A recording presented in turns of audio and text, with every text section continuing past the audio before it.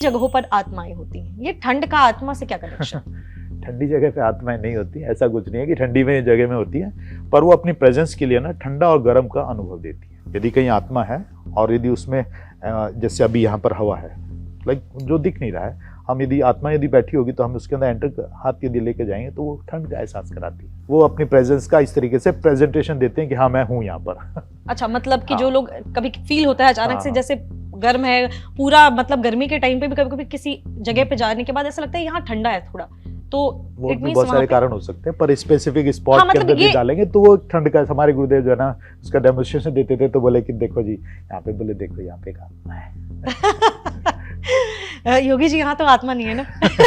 आप बता दीजिए। तो सब जगह होती हैं। थोड़ा सा फोकस करेंगे तो बहुत सारी चीजें दिखने लगे। अभी उस पे भी आएंगे कि कैसे देख सकते हैं उनको, लेकिन जैसे आपने बताया, एक चीज मैं जानना चाहूंगी आपसे कि लोग कहते हैं भूत प्रेत आत्मा चुड़ैल ये सारी चीजें, जैसे हमारे भी हो गया ना कि इंसान में भी 4 धर्म हैं, उन धर्मों में भी बहुत सारी जातियां हैं, तो क्या आत्माएं में जो है या जो सोल होती है उनमें भी ये सारी चीजें बटी हुई हैं कि चुड़ैल आत्मा जिन ये बहुत सारे जो है ना, क्योंकि जो करने की कुछ कैपेसिटी रखते हैं तो उसी में लोगों ने जो है बाइफिकेट कर दिया कि अच्छा ये आत्मा अच्छी है, ये बुरी है, ये चुड़ैल है, ये वो है। लाइक आत्मा तो आत्मा है। अच्छा, मतलब चुड़ैल के चोटी वाला कोई ये ऐसा कुछ नहीं होता कि चोटी काट दो?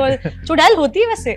मैंने बताया कि कुछ आत्माएं, जैसे कि मान लो कि कोई आज कोई स्पिरिचुअल प्रैक्टिस कर रहा है, कोई बहुत ज्यादा कोई नेगेटिव प्रोसेस के थ्रू शक्ति को अर्जित करने का जो प्रयास कर रहा है, जो अविद्या तंत्र के अंदर, तंत्र भी कई तरीके के हैं, विद्या और अविद्या, मैं 2 ही की बात करूंगा। तो अविद्या तंत्र के द्वारा जो प्रोसेस करते हैं और उससे शक्ति अर्जित करते हैं, और मृत्यु के समय यदि वो मान लो उनका अंत समय आ रहा है और वो मन के अंदर धारणा लेते हैं कि मैं कुछ करने की कैपेसिटी रखूं, तो मृत्यु के बाद भी उनकी जो वो सोल फॉर्म में रहते हैं तो कुछ करने की कैपेसिटी रखते हैं। लोगों की खाटे उठा देते हैं, सामान गिरा देते हैं, तो वो लोग कुछ करने की कैपेसिटी रखते हैं, वो धारणा के कारण। वो क्योंकि स्पेशली मृत्यु के समय वो विचार ले लिया, तब उसके साथ कुछ करने की कैपेसिटी रहती है। अदरवाइज आत्मा स्वयं में नहीं रह सकता है, कुछ कर नहीं पाती है।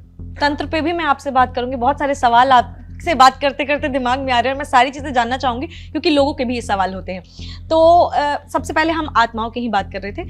एक चीज मैं आपसे जानना चाहूंगी, मैं एक जगह सत्संग में गई थी, वहां एक गुरुजी प्रवचन दे रहे थे। उन्होंने बोला कि अगर किसी की उम्र 60 साल की थी, उसने 30 साल में अपनी जिंदगी खत्म कर ली, सुसाइड कर लिया या उसको किसी ने मार दिया, तो वो बाकी के 30 साल जो उसके जीवन के बचे हुए थे वो आत्मा की तरह भटकेगा। वो आफ्टर 30 ईयर्स उसका सोल जो है यहाँ से जाएगा और वो फ्री हो जाएगा, ऐसा वो कह रहे थे। तो क्या ऐसा होता है कि अगर किसी को पहले जो है उसकी आयु 60 साल की थी, पहले ही मर गया, तो बाकी के जो बचे हुए, जो उसकी जीवन में लिखा हुआ था कि उसको इतना जीना है, वो बाकी के टाइम पे वो आत्मा वो भटकती रहेगी? तो क्या ऐसी चीज होती है कि उतनी ही टाइम के लिए आत्मा भटकती है? तो ऐसा संभव है, पर टाइम लिमिट उसका नहीं, ऐसा नहीं दिया जा सकता है, इतना आसान नहीं है इस चीज को बोलना। क्योंकि जो बोलते हैं अच्छा ठीक है उसकी 90 साल की उम्र थी, पर यदि उसकी भावनाएं बहुत कुछ पाने की थी, बहुत सारी इच्छाएं थी उसकी, तो उसके बाद भी तो भटकता है, उसके बाद भी तो इच्छाएं रहती है ना लोगों की, क्योंकि इच्छा ही उसको उस योनि में उसका समय निर्धारित करती है। खाली इतनी सी बात से नहीं होगी चीज कि उतनी ही